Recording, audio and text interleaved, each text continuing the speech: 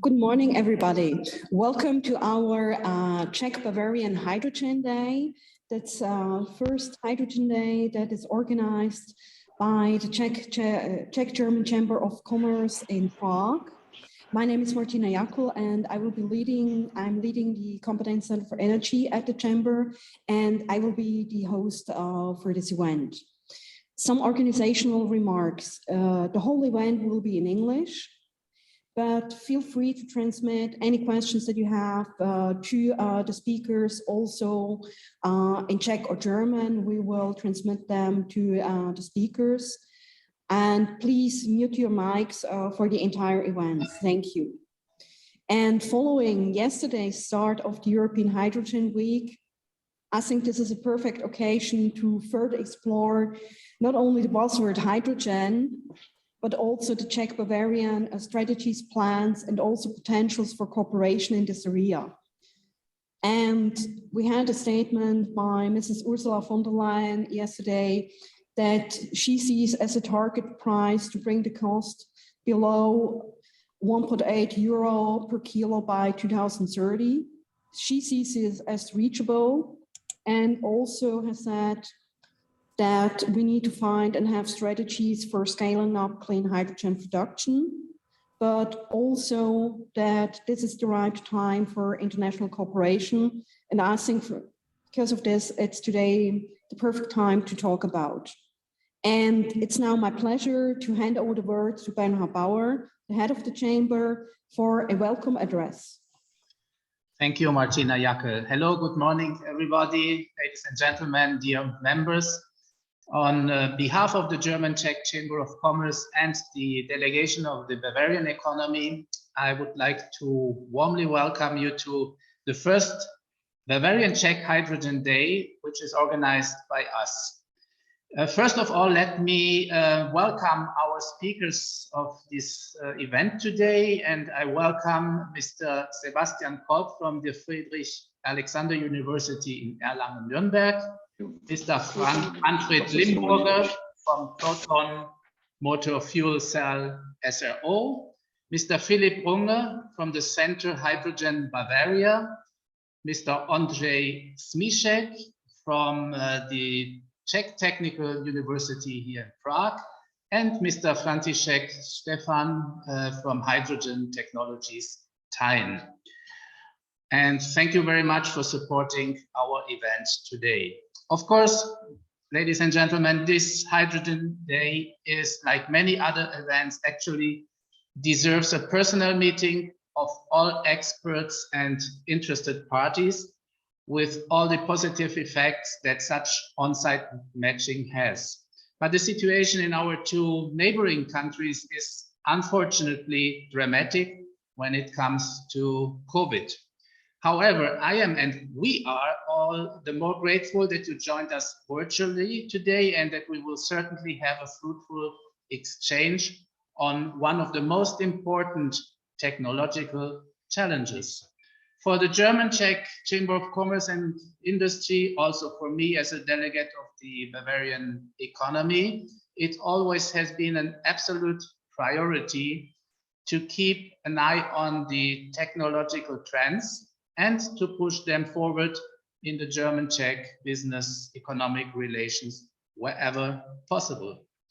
Whether Industry 4.0, for which we provided the important impetus for debates and political strategies back in the year 2015, whether artificial intelligence, smart cities, or the topic sustainability. By the way, those were always the topics in which Bavaria was often ahead of some other federal states in Germany.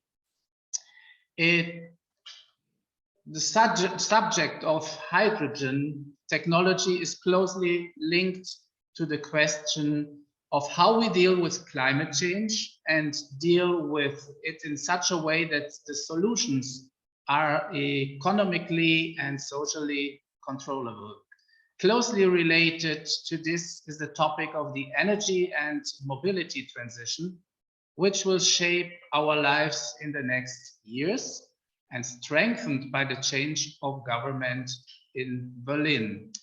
Hydrogen will be one of the big topics in the next years. In both countries, the hydrogen strategy has been adopted in the last 2 years, in Bavaria in 2020, and here in the Czech Republic this year. The implementation phase is beginning and in some cases has already begun. Bavaria is already gaining experience in living labs and cooperation between research and development with the industry. Cross-border cooperation is already underway with projects such as in the city of Wunsiedel, where our member company Siemens is involved, or the development of locomotives with hydrogen propulsion. We will still hear about this cooperation further on. In our small online survey we carried out on hydrogen and the cooperation between Bavaria and the Czech Republic, the respondents confirmed the great potential of cooperation, also with a view to initial joint projects. At the same time, however, the desire for more support and an exchange of experience was expressed.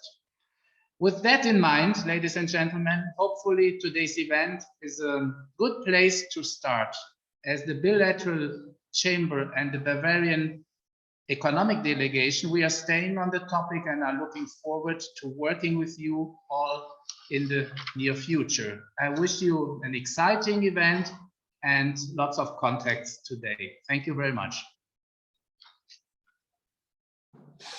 Thank you, Bernhard Bauer, for a welcome address. And I'm also looking forward to have many good talks with you and to have a very good discussion. But first of all, it's my pleasure to welcome Sebastian Kolb from VU University in Nuremberg. Sebastian Kolb is working there in the area of energy research, and he will share with us his thoughts and experiences about hydrogen as one of the hopes for the future, and where the realistic view on it will be now and in the next few years, when it comes not only to hydrogen as an energy carrier, but also in other fields where hydrogen could be an interesting alternative to, for instance, coal or other non-renewable energy sources. Sebastian, the floor is yours. Thank you very much for the kind introduction. Thank you especially for having me here and giving me the opportunity to share some of our thoughts, some of our research, and maybe some basics on the hydrogen economy. So let me share my screen. I hope that you can all see it. As Ms. Jackl already explained, I'm working at the University of Erlangen-Nuremberg, the chair of energy process engineering, and we are basically concerned on all kinds of energy production mechanisms, and I'm heading the working group of energy markets, energy simulations, and system analysis. So we're concerned about how certain technologies might work in future energy systems and how they might be used and what the market potentials could be. And in this context, we okay, now it works. We were performing a management report on technology screening of hydrogen technologies just recently, which is also basically the fundament of what I'm going to present today. We conducted this for a regional large energy provider, the Energie, in order to provide them decision support for future investments into the hydrogen economy, because I guess as all of you, the Energie is concerned about or knows about the trend and the transition towards a hydrogen economy, and they wanted to know how to invest and how to contribute to this economy. So we compared tons of different technologies throughout the entire value chain of hydrogen. So from production to storage, transportation, and utilization, regarding readiness levels, costs, efficiencies, what are the risks of the technologies, when could you invest, and what's the market situations, which potentials do we see? And today I'm going to take out some of maybe the most, I hope the most interesting parts for you. of this report. But of course, if you're interested in more detail, you can download it for free on our website. Unfortunately, it's only in German language currently, but if you have any questions on this report, just feel free to contact me and I'll be happy to answer any questions that might arise. So what we're going to do today is speak about hydrogen, the technologies that are available already now or available in the near future, which might make sense for investment, and of course also about the costs. But we will start with a very short definition of the colors of hydrogen, so we all speak about the same hydrogen when talking about hydrogen in this presentation. And then we start with production, so explaining the technologies that are available and also their costs, comparing them. And I would like to put a special emphasis on the difference between hydrogen from electricity, which is often discussed, and hydrogen from biomass. And then we see how we could transport this hydrogen from the point of its production to the point of its utilization, also comparing different technologies and costs. And in the end, we'll focus on where and how could we use the hydrogen. Of course, it's impossible to go into every technology that is available in the different sectors, so we'll keep it more on the upper level. And I'd like to put a bit emphasis on hydrogen possibilities in mobility and electricity sector and some thoughts from our institute on those subjects.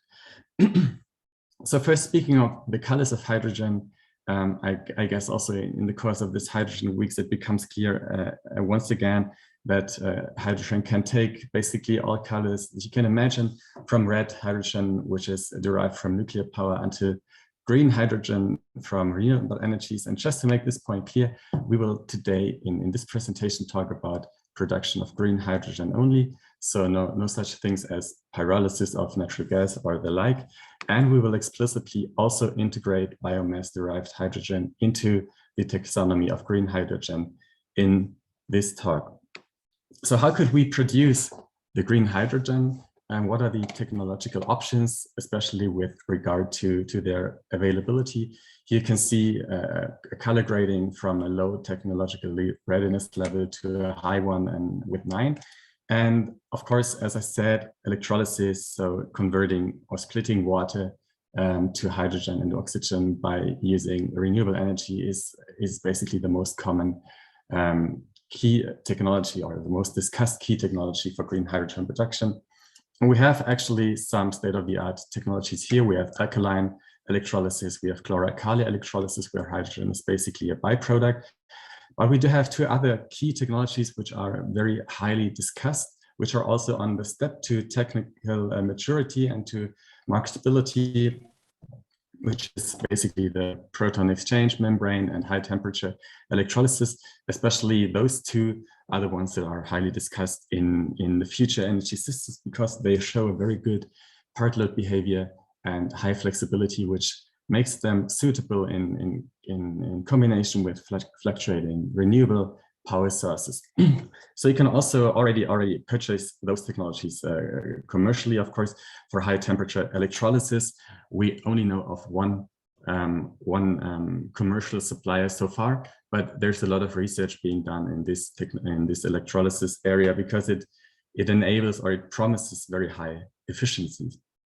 But I would also like to draw your attention to a second path of producing hydrogen, which is deriving hydrogen from biomass, which has a nice advantage, which is that we can use established technologies that we already know and use for years, like gasification, like reforming processes, pyrolysis, and adapt them to biomass. And basically, there's different options, like using biomethane from the biogas plants, as you all know them, and make steam methane reforming of this biomethane.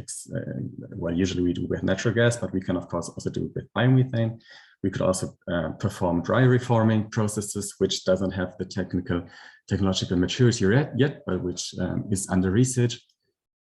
And then we have different types of gasification technologies that are already reached a very high readiness level already, like steam blown gasification, oxygen blown gasification. But there's also lots of research done on the very early stage of those technologies in order to combine basically electricity use and biomass use to make the most most efficient processes.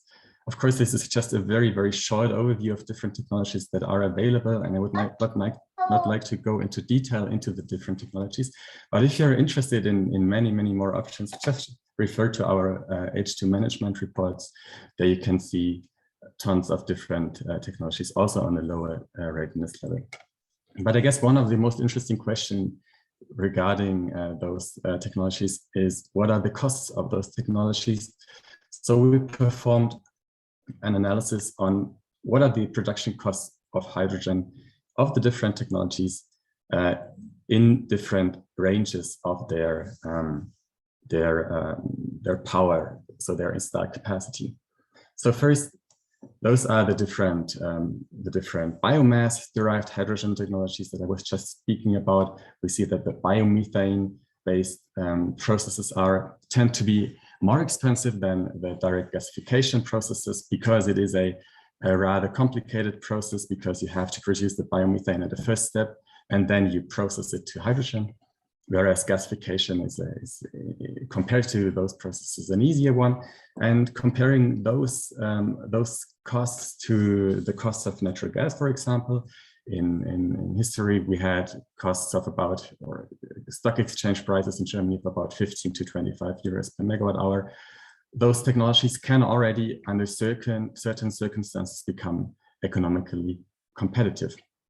Just as an information, this was a scenario in which we analyzed it for full load hours of 7,500 hours per year and electricity costs of 5 cents per kilowatt hour.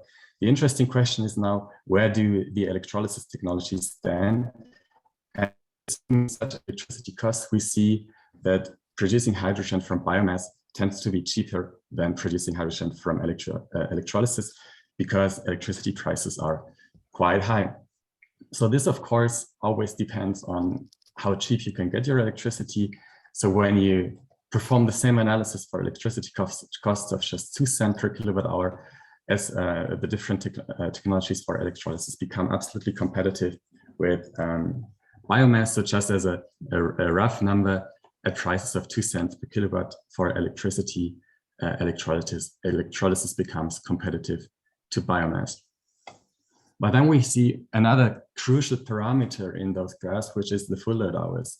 And if we override those, we see that we absolutely need to produce hydrogen in baseload applications. So we cannot just wait for a few hours of cheap electricity. We need to produce hydrogen in baseload. Here you can see the same graph as before, but for full load hours of just 1,500 hours per year. The order looks quite similar, but if we compare it to the graph I've shown you before, the axis is a completely different one. In the first graph, it was until 180 euros per megawatt hour, and here it is until 360 euros per megawatt hour, which shows that if we want to produce hydrogen, we certainly need to produce it in applications where we have the maximum utilization possible. So the first takeaway I would like to give you is, if we produce electricity from hydrogen from electricity, it will be more expensive than producing it from biomass, except for if we have applications or locations where we have a really low electricity prices. Which brings us to the question, where could we install the different technologies, different hydrogen production technologies? So what possible locations? And of course, there are very attractive local domestic possibilities to produce hydrogen, but also, in our point of view, international hydrogen supply chains will play a very major role in future energy systems.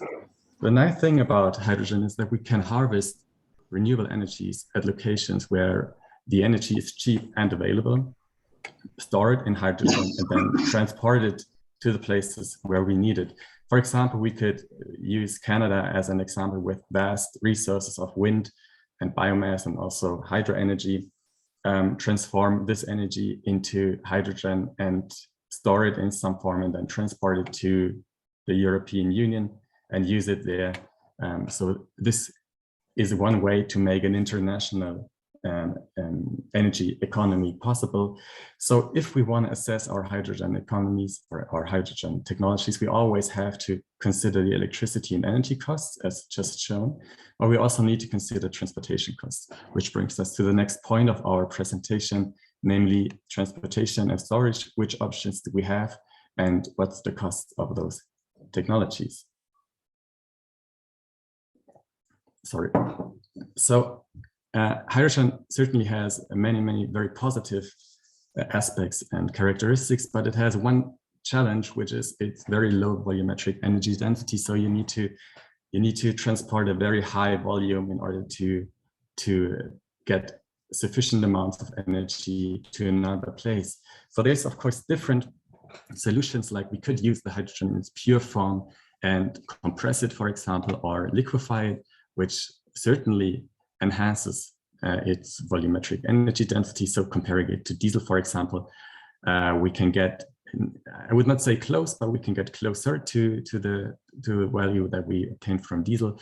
But seeing that compressed hydrogen at a pressure of 200 bar has still just 10% of the volumetric energy density shows the effort that needs to be undertaken if we want to transport hydrogen in compressed form. But then there's of course other possibilities which maybe are not very intuitive or not the first one that you think about, but of course it's possible to store and to transport hydrogen in the form of chemical and or physical compounds.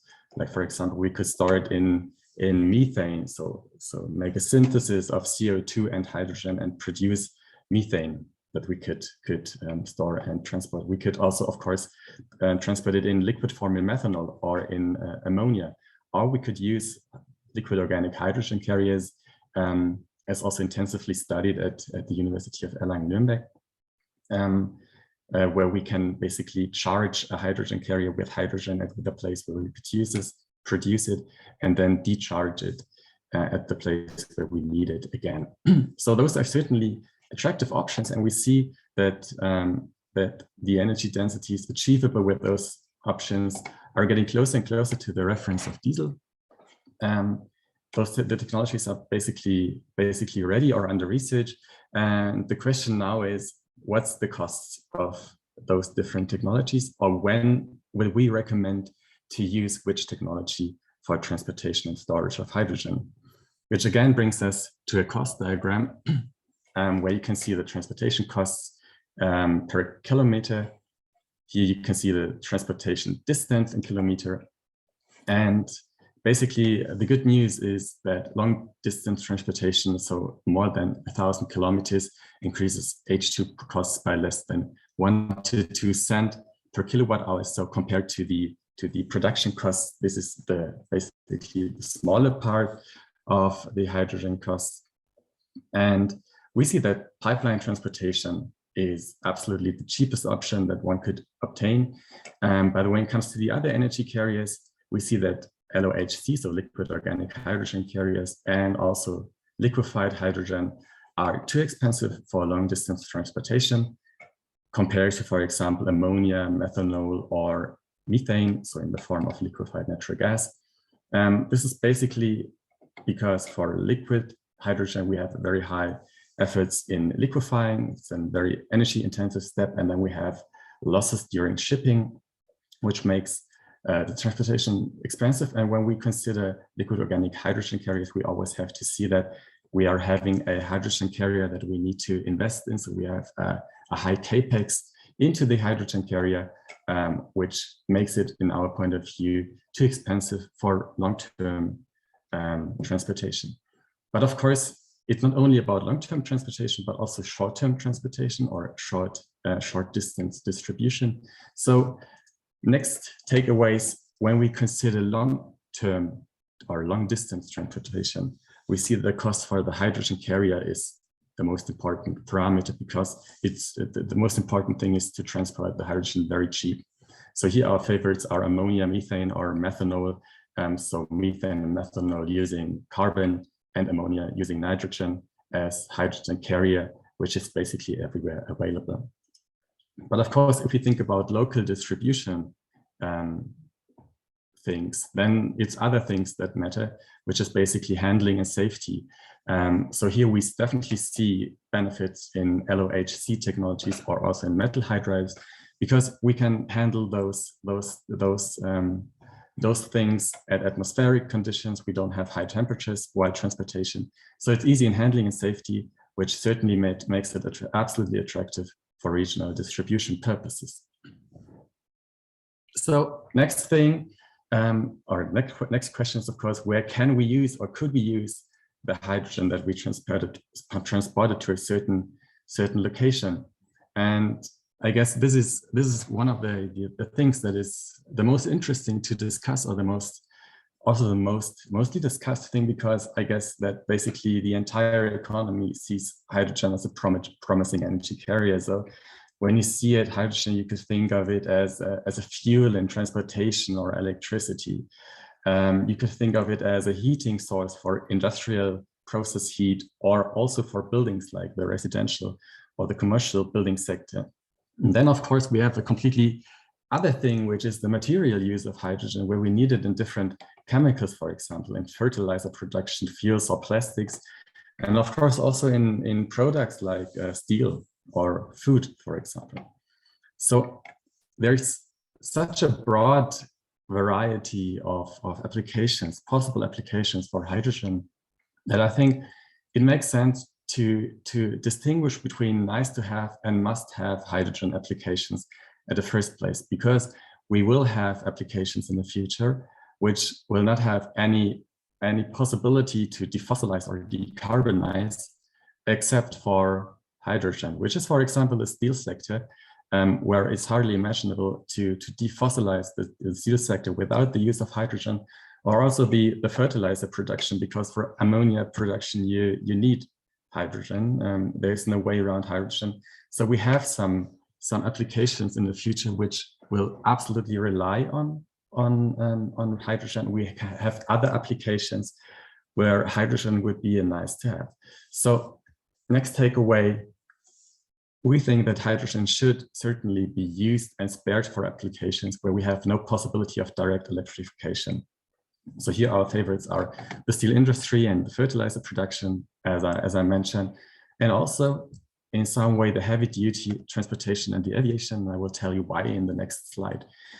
Because I would like to go a bit deeper into the transportation and electricity discussion, because from my point of view, those are the 2 points which are the most, where we see the most intense discussions. Having a look at the hydrogen usage in the mobility sector, for example, I guess it makes sense to have a look at how we have our mobility, or where CO2 emissions in the mobility sector arise. So here you can see the CO2 emissions of the EU transportation sector in 2016. And we see that cars, light duty commercial vehicles, trains, and so on, make around about 50% of CO2 emissions in this year. So this is the part that we could easily defossilize using e-mobility. But then we have the other 50%, around about 50%, where this is not such an easy thing.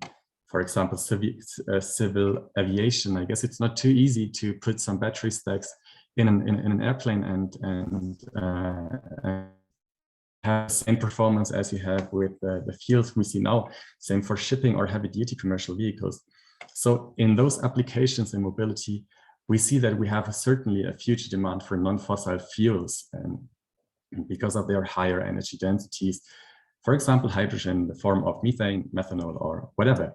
So hydrogen in the form of e-biofuels is absolutely an attractive option for the non-electric transportation sector. However, e-fuels are not an alternative to e-mobility, because if we have a look at how much of CO2 emissions, how much of transportation purposes we already have to defossilize using hydrogen, I guess it makes sense to use direct electrification in all the applications possible. Second thing is hydrogen using in the electricity sector, where we see hydrogen especially as a crucial parameter in bridging multi-day periods where we don't have sufficient renewable electricity generation. So if you have a look at what wind and photovoltaics produced in Germany in the year 2017, you can see that we had 3 weeks where we had very insufficient supply of wind and photovoltaics. And even in scenarios where we say, okay, our wind and PV capacities would be 3 times as high as they are today, we still have such weeks, or in this time even 10 days, where we will not be able to cover our demand. And we see that hydrogen is certainly needed as a long-term storage option to bridge exactly those periods. However, thinking with the thoughts of an energy company, it certainly is more of an added value for the company when producing and distributing green hydrogen than using it in such periods, because of the boundary conditions that we currently have politically. And of course, also because, as I told you, we see that there's a very high demand in the steel sector, for example, in the ammonia sector and in the transportation sector, which will determine quite high hydrogen prices, meaning that the use in the energy sector will basically be restricted to very high priced commodities. But of course, there's multiple technologies available. If you would like to invest like gas turbines, the current gas turbines usually are capable to already co-fire a bit of hydrogen in their combustion chambers. But basically, each of the gas turbine manufacturers is doing research on hydrogen gas turbines. We can also combust it in gas motors, or of course in fuel cells. So let me just sum this up in a very brief, in one graph, like something like a look in the future. Where could we? What's the urgent need for hydrogen, and how much hydrogen are we talking actually? So currently we have, of course, a hydrogen economy, and we consume about 2,300 terawatt hours a year. This was the numbers for 2019. We said that, okay, we will certainly have the ammonia industry, which will still rely on hydrogen, and in the future this must be purely renewable hydrogen. And we see that we will have an increase of around about 30% in literature, but still this is comparable to what we need now. Then we were talking about transportation purposes that are not directly electrifiable. And if we have a look at how much hydrogen we would need for such purposes, we see that this alone is about 10 times as much hydrogen as we produce now for the entire economy. And also when having a look at the steel industry, we see we have a demand of about 4,000 terawatt hours, which is not exactly, but round about twice as much hydrogen as we produce now. So the projected hydrogen demand for those sectors alone in 2050 is more than 30,000 terawatt hours per year, showing how high the demand of those sectors which certainly need hydrogen is already. So this, in our point of view, will likely lead to high hydrogen prices determined by the high-priced transportation and steel sector, which then in turn might restrict the hydrogen use in the electricity sector to very high-priced products like control energy, but also give huge chances for regional production.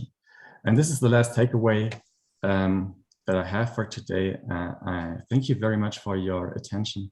I am very happy to answer any question that might have arisen. And yeah, thank you all.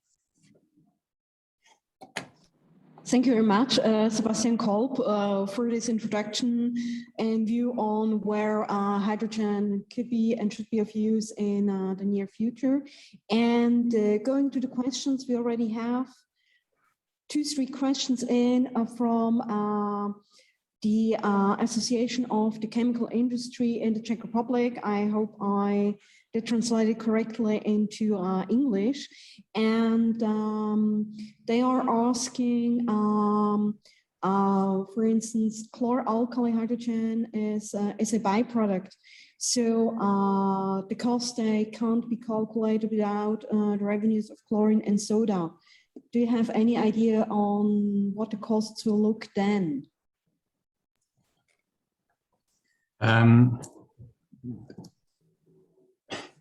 Yeah, okay. I absolutely understand the question, and it's of course a matter of how you allocate the costs and the revenues to the different products, chlorine and soda and hydrogen. the question is, if you could or would reduce your hydrogen costs in reality by revenues from the other products, from your main products, or not. Actually, I'm very sorry, I cannot tell you how much hydrogen would cost if we would exclude if we would include the revenues from the soda and chlorine selling. So we would have to recalculate the numbers for this one, unfortunately. So if you have any other questions, so please drop them via the chat. And what I think is, would there be a chance to link you with the representative from our Czech Association of the Chemical Industry, because I think you might have some very interesting topics to discuss in this area. So I will put you directly into contact. Also, perfect. Thank you. As time is proceeding, and there was also a question by the chat whether we will send you, or whether there will be a chance to get all the presentations. We will send all the presentations plus the video to you via email, or respectively the link. And also, if you have any questions to one of the speakers, please put them into the chat. They will be happy to answer them. And it's now my great pleasure to get to the next point in the program, which is our panel discussion. And I'm very happy to welcome there Mr. Philipp Runge from H2-Bavaria, which is the supportive body for everything which is hydrogen in Bavaria. And I'm looking very forward to hear more about what their plan is for Bavaria within hydrogen. And also Mr. František Stefan. He's a representative of the Time Group in the Czech Republic, one of the funds that has its own hydrogen arm and is investing heavily in hydrogen technologies. Also very happy to hear what your views are on the future of hydrogen. And I'm very happy to welcome Mr. Manfred Limbrunner from Proton Motors, that are very active in getting hydrogen into the mobility sector and moving everything that could be moved with hydrogen. And last but not least, also Mr. Ondřej Smišek from, not my alma mater, but one of the universities that I very much love in the Czech Republic, the Czech Technical University in Prague. And they have one dependency in Děčín, which, for those of you who are either from the Czech Republic or do know a little bit what Czech Republic does look like, it's in the region of Ústí, and Ústí is one of the two, I think, very near to become hydrogen valleys in the Czech Republic. So I'm very happy to have him with us, and also to hear what the Czech Technical University and also the region of Ústí is planning for hydrogen in the future. So let us start with the discussion, and also to give the floor to the panelists to tell a little bit also about them and the plans. So let us start. What are your actual experiences with hydrogen projects? What are the projects that you are working on right now? And let's start with Philipp Runge from H2-Bavaria. So Philipp, floor is yours. So please tell us, what is the actual status of hydrogen in Bavaria? Yes, thank you very much for the kind introduction. We as H2B do not work specifically on hydrogen projects, but we bring partners together to do so. But what I want to give you today is a short overview about which challenge we are facing and how we can make the transition into a hydrogen economy more affordable for all of us. So First of all, what you can see here is the hydrogen demand for Germany, the prognosticated hydrogen and synfuel demand for Germany until 2050. And 2050 here stands also now for 2045, because we have new goals here in Germany to be climate neutral already in 2045 and in Bavaria already in 2040. And what you can see here, these are different studies, and what you can see is that the demand of synfuels and hydrogen will increase significantly. It depends on the study how high the hydrogen demand in the end will be, but you can say, let's say in the mean we will have probably 500 terawatt hours of hydrogen which we need. For example, when you have a look here at this study, Agora, they do not include in this chart the hydrogen demand, for example, for green hydrogen carbons. So this is why this bar is a little bit lower. But in the end, let's say we need 500 terawatt hours of hydrogen when we want to be climate neutral in 2045. And this leads to hydrogen or electricity production of, let's say, between 700 and 900 terawatt hours of renewable energy each year. And today we are just producing 250 terawatt hours of renewable energies in Germany. And this shows how challenging the task is which we are facing. But how can we achieve these goals and make the hydrogen economy also available and affordable for the countries? So the first point is definitely to scale up the production, which is very important. I guess scaling up the production means lowering the unit costs, and many of the technologies in the field of hydrogen have a technology readiness level of about 8 or 9. So now the focus has to be on the scaling up the production in order to lower the costs. But of course, companies just increase their production when they have a market. And this is where we have to adjust the legal framework. So one step is to increase the carbon prices, so to make fossil alternatives more expensive. And on the other hand, you have then the possibility to reduce, for example, the electricity prices to make green energy and green hydrogen more competitive. This is also a point which is already written in the new coalition agreement from the new government. There are other mechanisms, for example, carbon border adjustment taxes to reduce or to avoid the carbon leakage, and there are instruments like the carbon contracts for difference to close the gap between fossil fuels and green energy. Then, of course, I told you we need around 700 to 900 terawatt hours of renewable electricity, and therefore we think importing hydrogen is the key, because we cannot produce all the electricity within Germany.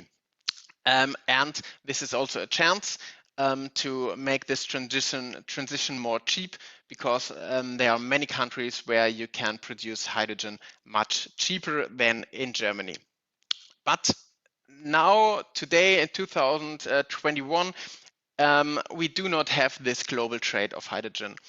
And this leads us to the next point, that we think for the ramp up of the hydrogen economy, we also have to allow different colors of hydrogen, especially blue hydrogen for Germany, which is important for the ramp up. Of course, the goal has to be green hydrogen in the end. This is very controversial, but this is also now written in the new coalition agreement from our probably new government.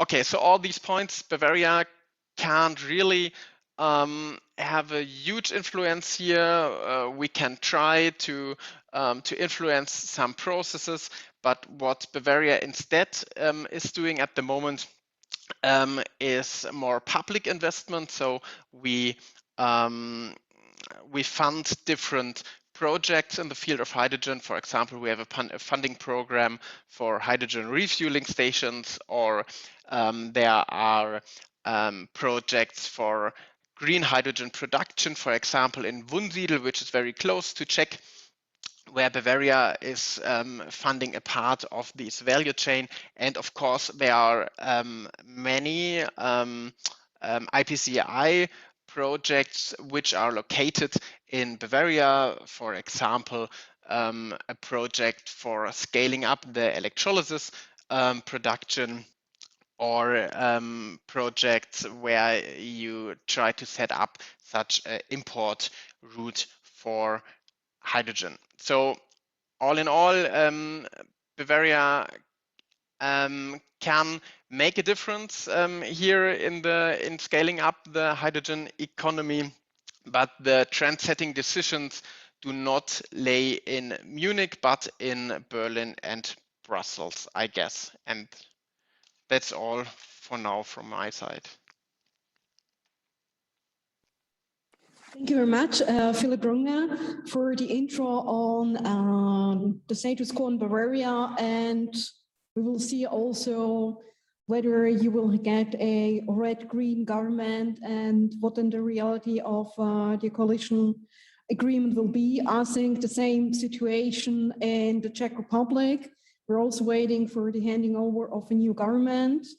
And this might have also an influence on what it will look like in the Czech Republic, on how, let's say, positive they will look at renewable energies. And I think not only for the Czech Republic, but also in the national outlook, František Štefan from Tyne has also a lot to say about the hydrogen projects they're working on, and also a little bit on who Tyne is and what Tyne is doing in hydrogen.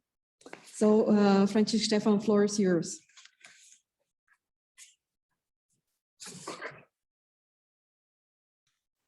First of all, thank you for inviting me to your conference. And at the beginning, I would like to say hello, Mr. Lindbrunner from Proton Motors. Hello.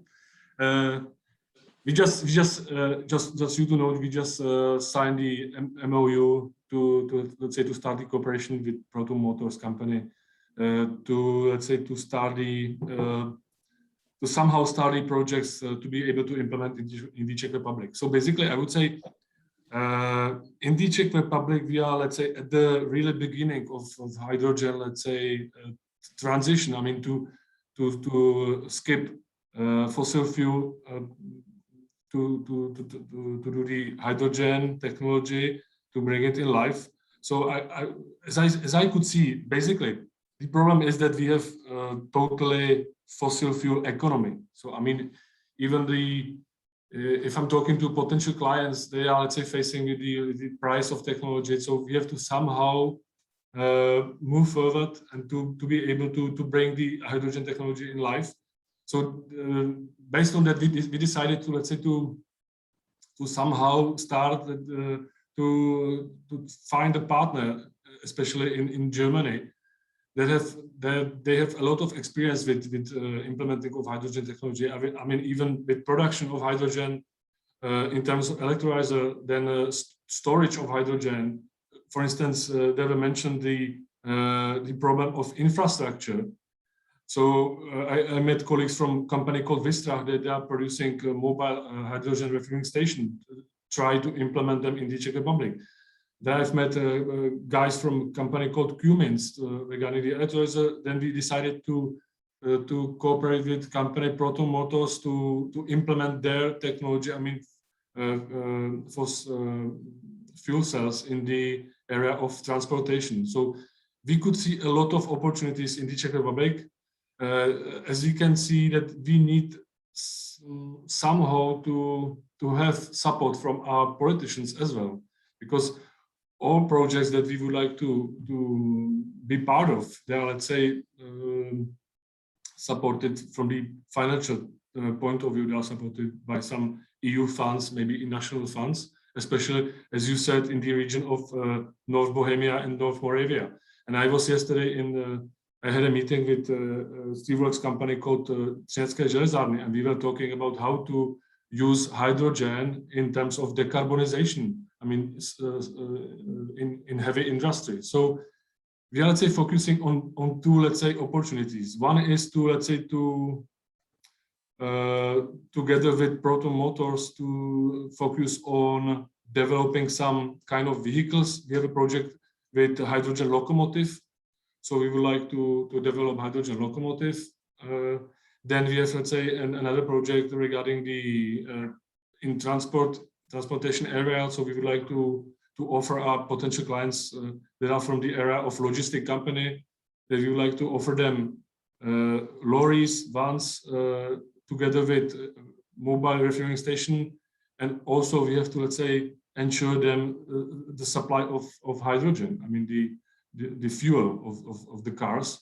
So, and I fully agree that I can see some kind of period that we would have to use full color range of the hydrogen. I mean, it doesn't matter if it's gray, blue, green, or pink hydrogen. So in that time, especially in the Czech Republic, when we don't have any chance to, let's say, to get the green hydrogen from renewable sources. So we have to somehow handle this, that we would like at the beginning use hydrogen as a byproduct from some chemical processes, especially in the region of North Bohemia. So we decided to go to the project to put the money into the hydrogen, because I can see this situation like chicken egg problem. So somebody somehow has to start to implement these technologies in the Czech Republic, to, let's say, to run these hydrogen stories in the Czech Republic. So as I told you, we are looking forward for the cooperation with a company like Proton Motors to implement their technologies that are already running, and they have a lot of references in such a wonderful projects. And second thing is to, let's say, to somehow start to use the technologies. I was, let's say, a week ago, I was in Portugal to visit a company called Caetano. They are, let's say, producing hydrogen buses, and we would like to buy one and do the, let's say, presentation of their technology in the Czech Republic to promote hydrogen itself. So that's what we are like to do, let's say, in 1 year perspective. So thank you very much, Francis and Stefan, on your insight on what you're working on. And as Proton Motors and Manfred Limbrunner have been already mentioned a few times by František and Stefan, I think it would be great to hear a little bit more about the company that I think, especially in Czech Republic, I do admit I did not know about you before I got the interview Mrs. Weinecke, but you're already more than 20 years on the market with fuel cells, as far as I have understand. Yes, that's correct. And thank you very much for the introduction. And also, we are looking forward also with the cooperation of Tang. The MOU is brand new. Yeah, it's I think we exchanged it yesterday. Yes. So, and I hope you can hear me well, because I'm sitting on at a trade fair, so I'm not sure if it's working correctly. Hopefully it will. You are right. We are quite long on the market, but not as much well known as, for example, Ballard, Hydrogenics, Cummins. You name them, but I mean, this is also where it is a bit of a strategy that we had. We said we are going to develop our technology until we see the market is ramping up. And there was no ramping up of the market before 2016. 2016, it came with, let's say, the push out of China. I've been traveling also since 2010 to China. We had also all the big players from China sitting in our tables. And then we restructured Proton Motor, and then we said we are going to market Proton Motor and our technology. So, but we are still, I would say, have some headroom. Yeah, it's still some way to go. You mentioned we are trying to bring the fuel cells into the automotive or mobility market. I would say we have a very broad market approach. That's the issue with the fuel cell itself. Yeah, we are addressing stationary, automotive, rail, and maritime. And we have in all of these markets systems in the field and systems that are going to be delivered. But I would say currently the market that is moving on the quickest is the stationary market. The automotive market is always sexy to talk about, but is as the market is the hand of let's say few big players, it is not moving forward very strongly because they are still trying to stick to their mature, I would say, old technology, maybe using hydrogen from combustion. Maybe they have to do also first their electrification homework. Once you have done the electrification of a vehicle, then a fuel cell is not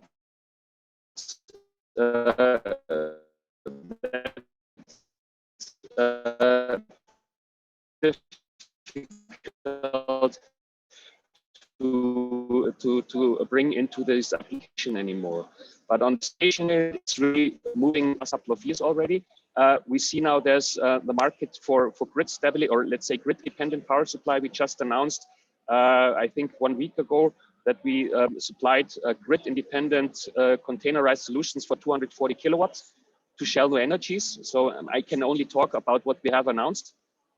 And what we also a strong interest is decentralized hydrogen production with a small scale for buildings. For example, we have a very well-known company, it's GKN Hydrogen. They are using our fuel cell systems to implement into the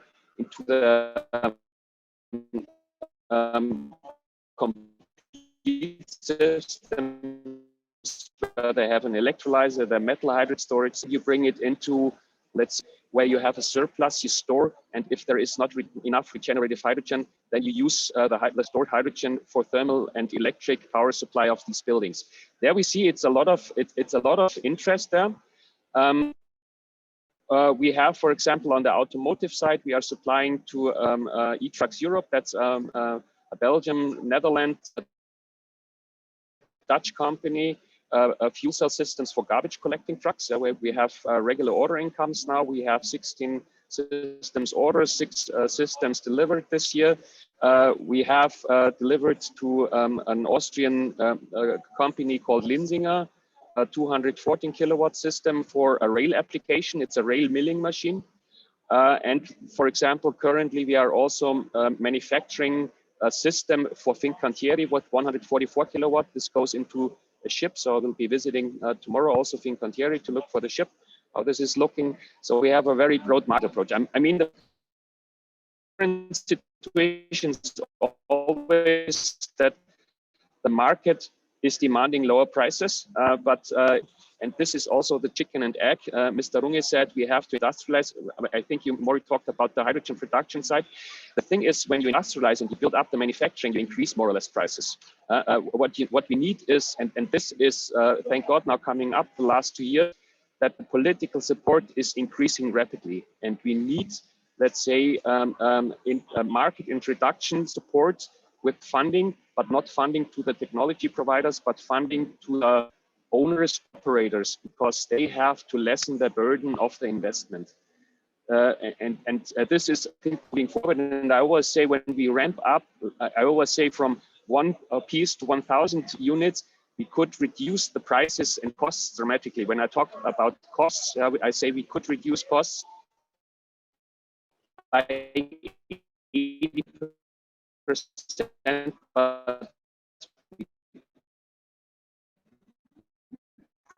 probably cannot reduce prices because we have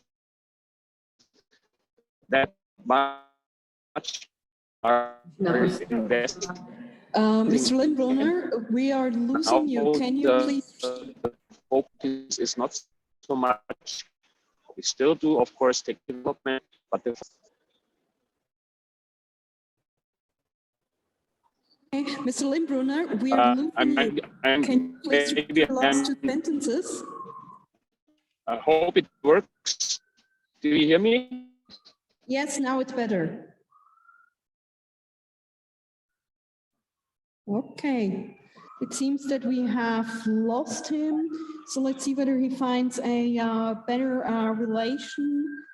So one thing that has been mentioned is also the ramp up. And as we have seen also some results already from our running small inquiry, some of the things that are also required is to make hydrogen better known, to inform better the players on what hydrogen is. And I think Andrzej Smiszek from the Czech Technical University can tell us more about it, also from the view of the region of Ústí. Okay, hello everybody, good morning. And I will maybe start with some of the project that we are doing for, as you said, to popularize more the hydrogen economy, the hydrogen as an alternative fuel for mobility. So I start with some 3 slides about it. I will share my screen. So here, okay. So one of the projects that we are doing about the hydrogen technology is this Saxon and Czech school race connecting of the world of electromobility with the hydrogen. This project is connecting 3 universities, one technician university in Chemnitz, Czech High School of Chemical and Technology in Prague, and my university, Czech Technical University. This project, I will change the slide, is made for students, young students till the age of the 17, and the goal is to expose the students to the STEM fields, science, technology, engineering, and so on, and especially awaken the enthusiasm for the renewable energy technologies. The students are connecting to the groups. We involved more than 10 schools in Germany and 10 schools in Czech Republic, and we give them the RC models that they are running on the fuel cell. Here is the picture, and the students are building the models, so they have to program the motor, the team is equipped not only with the drivers but with other activities what they have to do when they want to race together, because one of the goals is that we do for them an endurance race that it takes more than 6 hours, and the teams are compete between each other, and the winner is not only who is going faster, but also with no mistakes, that the car will have enough fuel, and so on. So this project is very popular between the students. Every this competition or race is watching more than 200 people. So there is quite a lot of influence of this technology.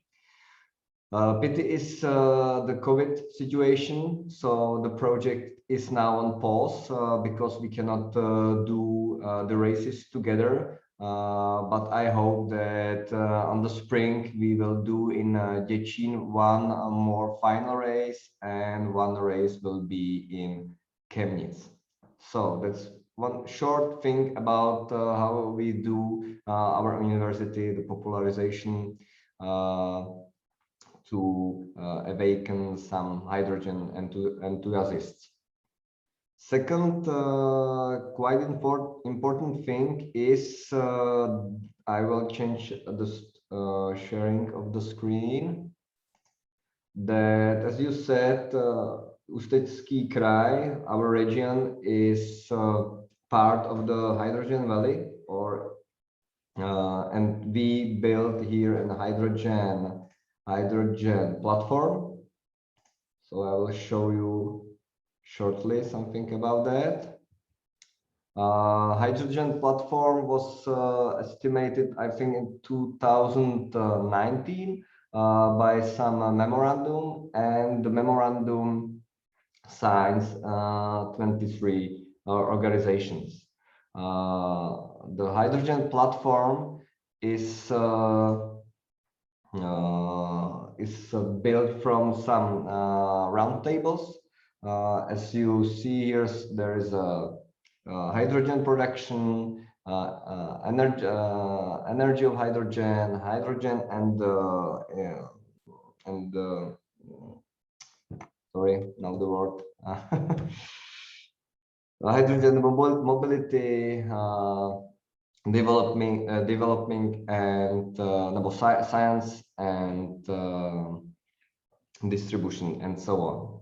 The hydrogen platform now is seeing each other every month, and in Ústí nad Labem region, the hydrogen platform, make some survey, and in the survey you can see how many demand of the hydrogen is now expected till the year 2030.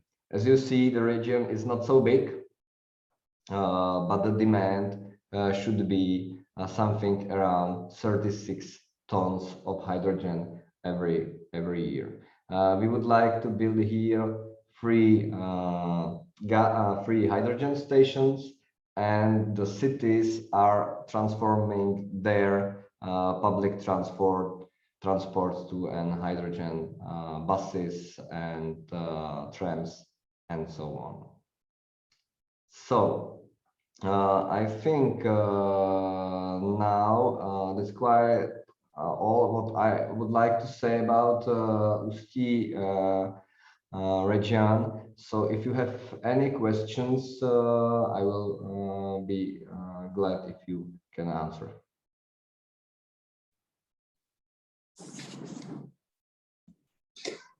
Thank you very much, Ondřej Svíšek, for the introduction to what CQ is doing, and also on the hydrogen valley of Ústí nad Labem. So if you have any questions, please feel free to drop them into our chat, and we will put them forward to the speakers at the end of the panel discussion. And let's start with the discussion. From all of you, there have been mentioned different fields where hydrogen is close to be applied or will be applied in the very near future. And one thing that mentioned Philip Runge is that depending on the coalition agreement and also Bavaria targets, also EU targets, that the speed of decarbonization should be even faster than a few years ago. So where do you see the future of hydrogen applications?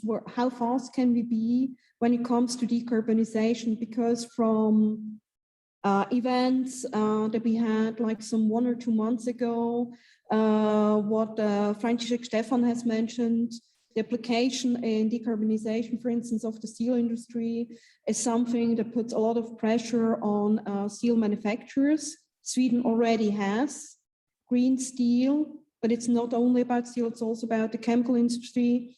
It's also about mobility entirely, not only the usual battle, hydrogen cars versus electromobility. So what do you think? How fast can we become, and what will be the major, you could say, like blocks that we need to overcome in order, for instance, to decarbonize the steel industry?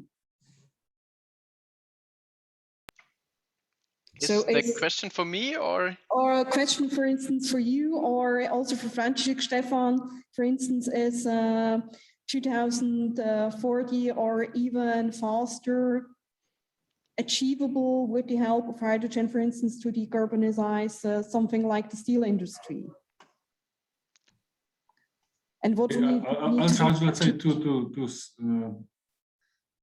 say my opinion to this. I'm not, let's say, such an expert, but as I could see from the market, I would say that, let's say, if the companies who are, let's say, involved in the industrial area, like steelworks, chemical plants, transport industry, and they would like to be competitive, I mean, globally, they have to start implement this kind of technology. I mean, decarbonization, carbon capture, store it, reuse it to produce methane from CO2, to implement hydrogen technology. It has to be done very quickly.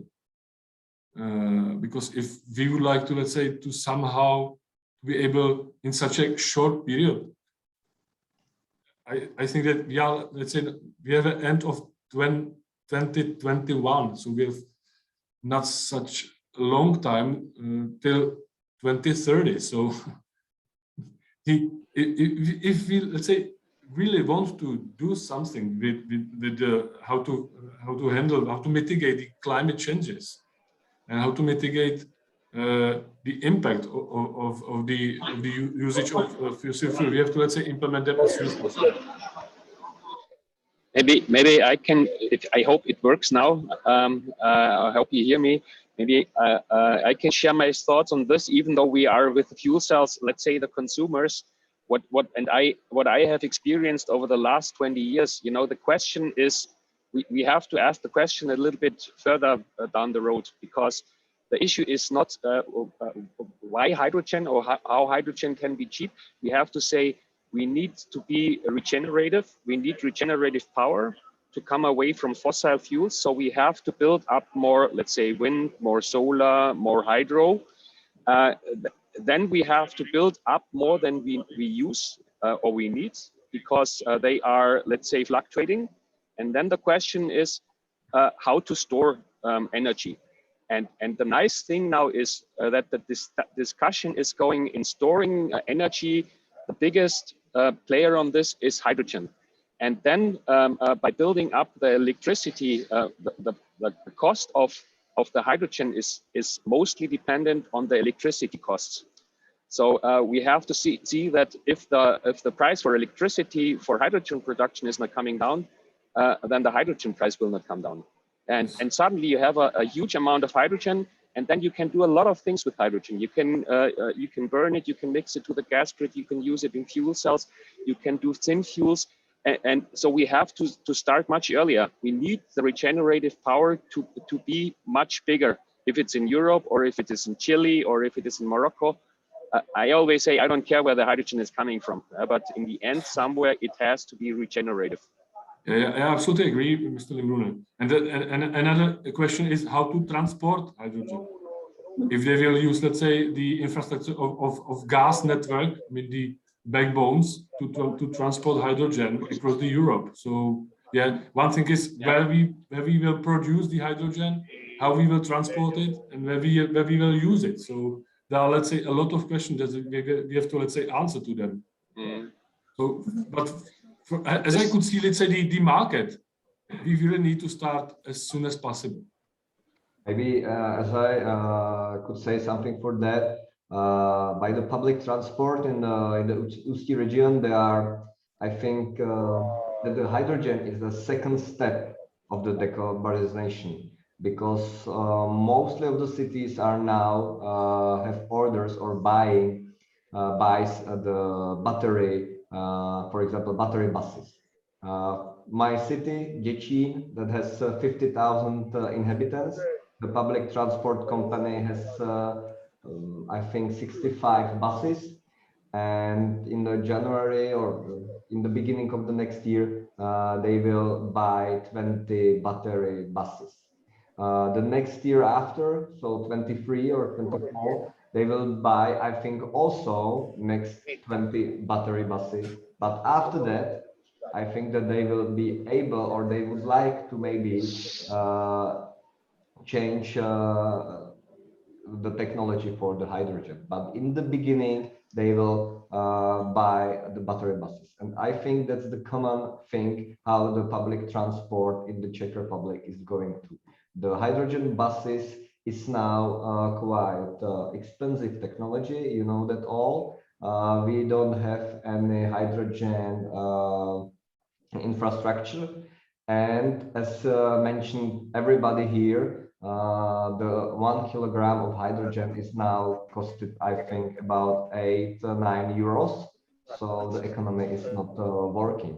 So I think the hydrogen decarbonization in the public transport, in the road public transport, the buses, is second step. The first, what they will do is the battery buses. Yeah, we can see, yeah, I can see the same, let's say, situation. But this is the reason why we decided to go to buy the mobile hydrogen refueling station.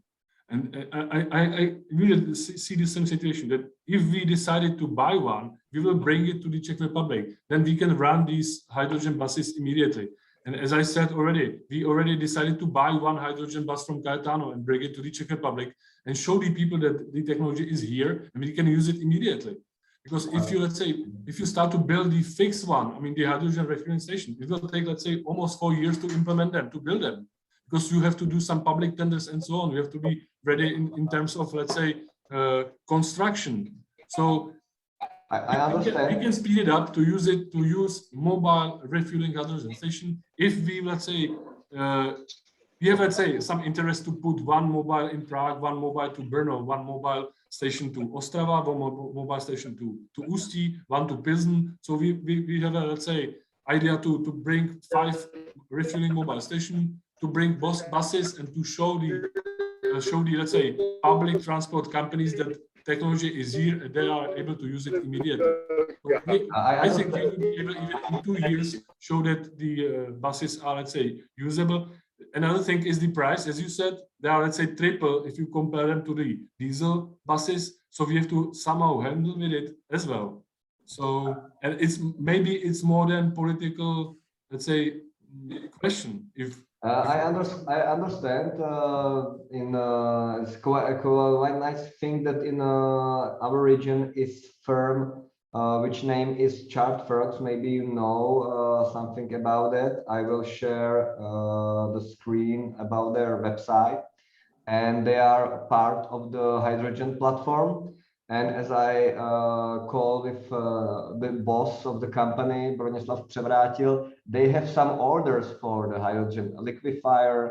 They have orders for the mobile hydrogen tanks and so on. So I agree with you, František Štefan, but I also know that the public transport companies are quite conservative, and they will not buy next year 20 hydrogen buses without any safety or something like that. Not safety as without any economic reason. For them, it's now the battery bus more better reason than the hydrogen. And, yes, definitely. Yeah, sorry, and I wanted to ask Philip Rome, because infrastructure was mentioned a lot, and as I have heard, also like to get a little bit more down the road from the National Hydrogen Board in Germany, that infrastructure is key, and that Germany has this north-south shift. So what's the plans for Bavaria, because you're one of the neighboring countries to Czech Republic. So what's your view on infrastructure? Yeah, I also think that infrastructure is key, especially for Bavaria, because in Bavaria, we just do not have these renewable capacities, like in the north of Germany, for example. So we have to import the hydrogen to Bavaria, and therefore we do not need trucks or trains, but we need pipelines, because just pipelines are suitable to give a base load for the huge hydrogen consumers in Bavaria. And there are plans for also European hydrogen backbone, for example, but the TSOs in Germany also has their specific plans. But for Bavaria, it's always the same because we are in the south. So we are connected very, very late to this network. And this is a problem, especially for the big consumers in Bavaria. So Bavaria consumes around 4 terawatt hours of hydrogen each year. And these are, for example, the refineries in Ingolstadt or Burghausen. They, of course, have to buy CO2 certificates. So they have to pay fees when they do not use green hydrogen. And so it's a very important thing for Bavaria to have these backbones. And to have access to cheap renewable hydrogen in the future. And infrastructure, of course, is not just pipelines, but also hydrogen refueling stations. These are also very important. And here Bavaria can act itself. So we have these funding projects for hydrogen refueling stations, which I think is very important also.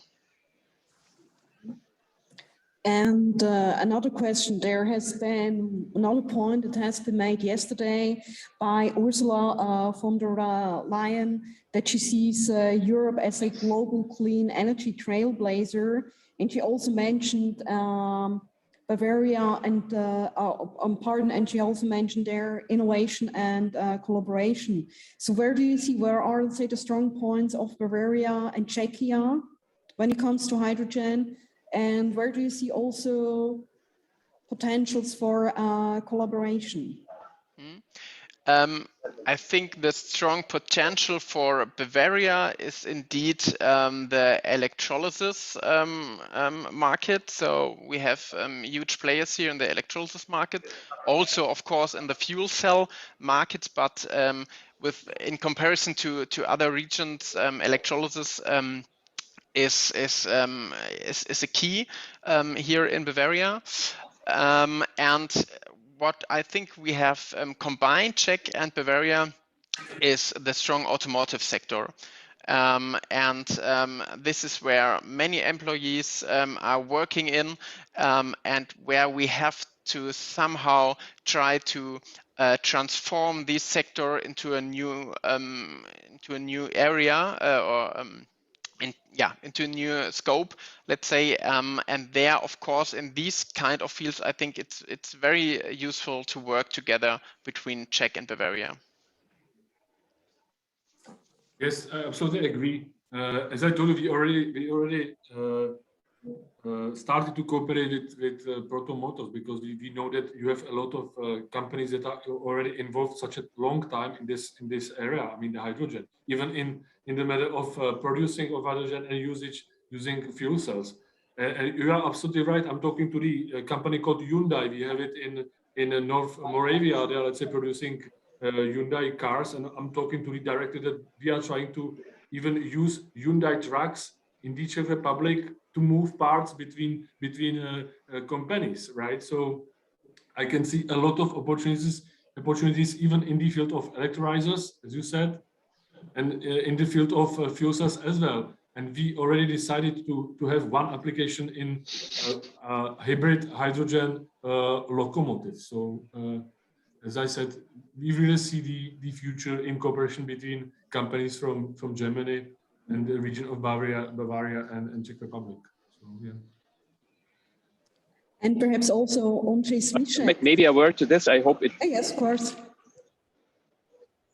Yeah, I hope it works. Perfect. Yeah, I switched off my camera. Maybe that makes it a little bit more stable. As the name of Hyundai is currently just mentioned, what we have, I think, to be careful in Germany and Europe is that we don't lose again technology to outside Europe. I mean, what we currently see is that Hyundai is trying to enter the European market with strategic prices. Toyota is trying to enter the European market with strategic prices. Plug Power, Ballard, they open subsidiaries in Europe. They get funding. Still have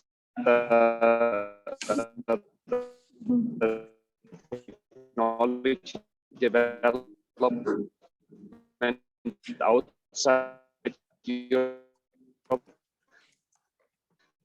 We see now that Chinese companies are trying to enter the European market, and if we don't react now, one again. Yes, Mr. Limburna, I absolutely agree, but I'm talking to the Škoda Motors as well regarding the hydrogen usage, and I would say somebody has to do the decision to skip the battery-based technology, because if the Volkswagen Group decided to use battery instead of hydrogen, so this is the reason why these companies from South Korea and Japan, they are, let's say, entering the market, because German company decided to go battery technology. If German manufacturers decided to go to the hydrogen, we are, let's say, in the market. So it's I can see the same situation, and I can see this because I'm talking to the South Korea companies, and it was even political decision that whole country decided to go to the hydrogen. So if there is transition to skip the fossil fuels and more focus to hydrogen, all countries, I mean, even the companies decided to go to the hydrogen. And if I see the strategy of Hyundai, it's only, they're talking only about hydrogen. There's no battery technology. So please talk to, let's say, your companies like Volkswagen, BMW, Mercedes to go to the hydrogen. That's the only, up to this decision of these owners and managers to go to the hydrogen. And then we are the, let's say, in the market. And perhaps also Ondřej Smíšek. I know that also my former boss, the president of Czech Technical University, is a nuclear physicist. You might have a different view on everything which is renewable energy, but perhaps also what you see at the Czech Technical University, where the Czech Republic is strong in hydrogen. Yes, we have two regions, but they are focused on the hydrogen, the Ostrava region and the Ústí nad Labem region. And both these regions are strong due to their chemical industry in these regions. For example, in my region, in Ústí nad Labem, the chemical industry, Spolchemie, produce, I think, 2 tons per year of the gray hydrogen.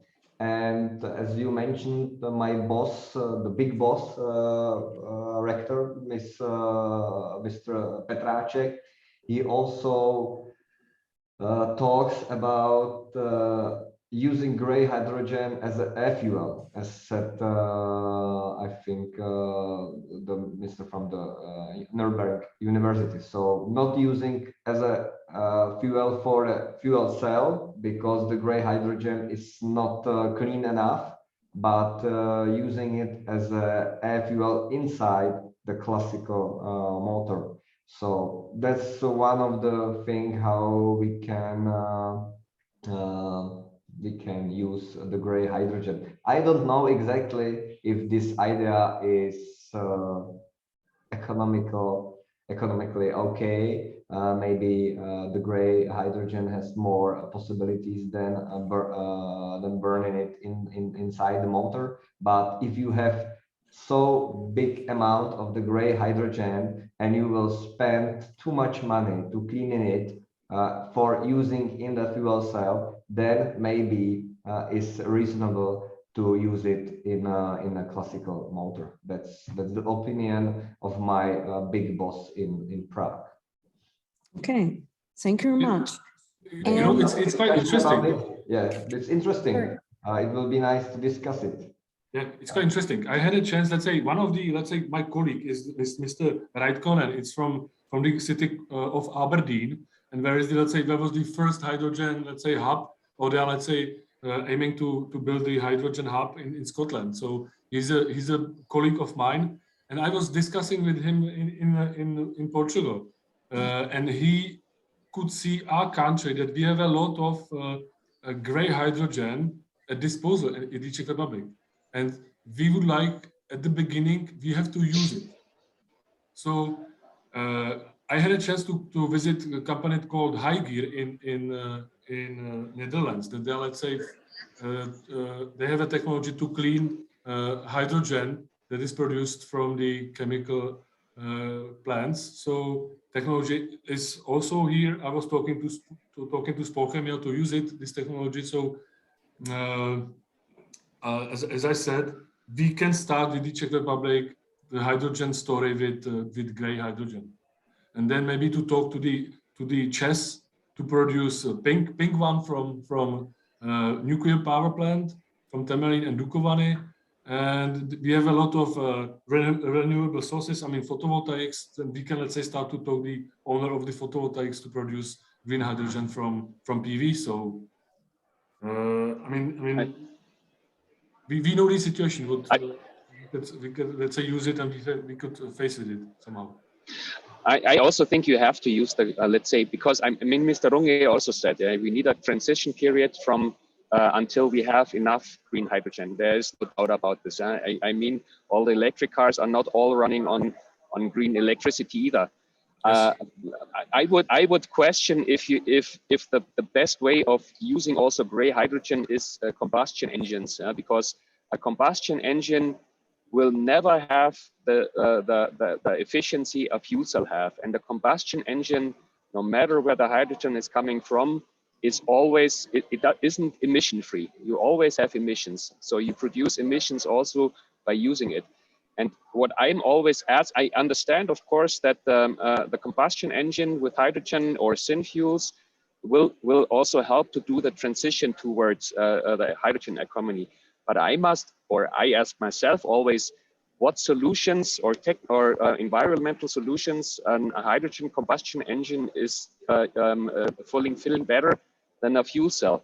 It will probably even make it a little bit worse, because I said the combustion engine has less efficiency, so you have to install more hydrogen into the applications, and there's always already a struggle to bring the hydrogen into the applications with fuel cells with a better efficiency. So you will have at least the same problems with the combustion engines, even bigger problems. Of course, it will currently, save the investments for the big companies, as they have the combustion engines they have to produce in their factories. Dear all, I think it's a very interesting discussion, and I hope very, very much that we can continue next year in person in Prague or in a hybrid form. And as we're running out of time, but anyway, and we do not have questions in the chat, so I would love to give the floor back to you for a very brief, short statement for where do you see Czech-Bavarian cooperation, perhaps not only in hydrogen for the next year, what you like, let's say, early Christmas wishes. I hope that, thank you once again to have a chance to talk to everybody. So I hope that after 1 year, I'll be able to show you real application running in the Czech Republic using one mobile or maybe 2 mobile hydrogen stations and some hydrogen-based, fuel cell-based trucks. We are, cooperating with Hivia. It's French company. They are, producing technology, the platform using from Renault. So I hope that I will be able to present you a running project next year. Okay, Philip Runge. Yes, I think key is now to adjust the legal framework in all our countries to make green hydrogen viable, and we have to have a network to exchange hydrogen, and of course we have to work together, because hydrogen and the whole energy transition is such a huge topic. No country can solve it on their own, so we have to work together in all the fields, I guess. Ante Smiszek, what's your Christmas From me, wish? I think that we will run a prototype system of using hydrogen bus, hydrogen fueling station in the Ústí nad Labem. That I think that it's on the way. And second, I will really like to continue with the work with the young people till 17 till 20 years old in the middle schools, for example, to do some projects same as we did with the hydrogen models. I think that the young generation must see that not only battery electromobility is the key for the future, but also the hydrogen. So that's it. Thank you very much. And the one who has had the biggest struggles with the connection, I think 5G will be definitely also one of the Christmas wishes. So last word to Manfred Limbrunner. In case you can still hear us, yes. Hopefully it works with the connection. Yeah, I hope so. So the biggest wish I have is not related to hydrogen or fuel cells. I hope that we, with start after Christmas, we don't have a goal lead is going forward, and that the costs of hydrogen, green hydrogen, is going to be reduced. Then there will be a market for the fuel cells coming along with this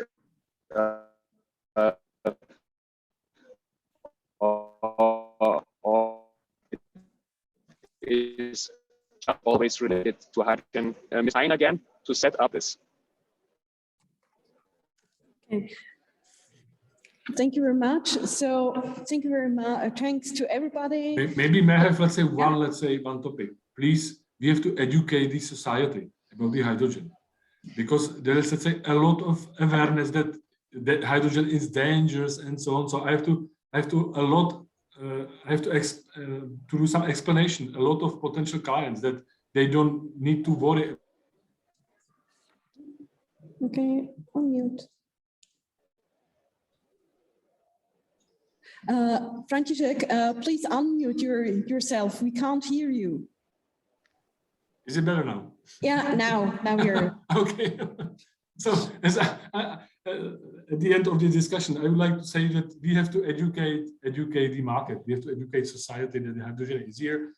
There is no need to worry about it. There's no danger. So that's the important thing as well, to educate society. Thank you. Mm-hmm. Thank you very much. And thanks to everybody for taking part in this first edition of talks between Bavaria and Czechia that we organized as Czech-German Chamber of Commerce. We hope next year that we can continue with also then talks in person, and also to take up on a few things that our panelists said. So thank you very much to the panelists that you have taken part. That we had in the small survey also the comments that platform for networking would be great. Legislation has been mentioned, and therefore we will send you the link to the small survey again in the email. If you haven't taken part, please do so. We will definitely work with it in the near future. And as mentioned, presentations and link to the recording will be sent via email. And also, if you want to get in touch with any one of the speakers, please do drop us a line. Or also, if you're looking for some specific company or technology partner in Bavaria or Czechia, also do drop us a line. We will look with, for instance, Philip Runge or also Ante Smiszek, whether we can find you an interesting partner. So please keep in contact with us. And also we are doing different other things like being involved in a 5G network where between Munich and Prague. So definitely, if you like, take our newsletter, and we are hoping very much that we will have more interesting events to come in the next year, also in person. So thank you very much for listening. Thanks for the panelists and Sebastian Kolb for being active here, and have a great rest of the day, and keep safe, and have hopefully also very relaxing Christmas time with your families and close ones. Thank you very much for listening, and goodbye. Goodbye, everybody. Thank you. Bye. Bye-bye.